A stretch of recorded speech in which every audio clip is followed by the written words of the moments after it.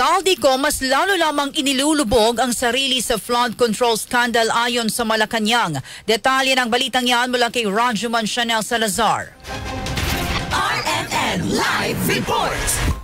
Mas lalo lamang ibinabaon ni dating Congressman Zaldico ang sarili sa kontrobersiya matapos ng panibago nitong video expose kaugnay sa flood control scam. Ayon kay Palace Press Officer Claire Castro, mismong siko ang nagbulgar na may pera talagang dumadaan sa kanya, bagay na lalo lang nagdudugtong sa kanya sa umano'y illegal na transaksyon. Gayunman, wala pa rin umano itong naipakitang ebidensya na na-deliver ang sinasabing mali-maletang pera sina dating House Speaker Martin Romualdez at Pangulong Ferdinand Marcos Jr.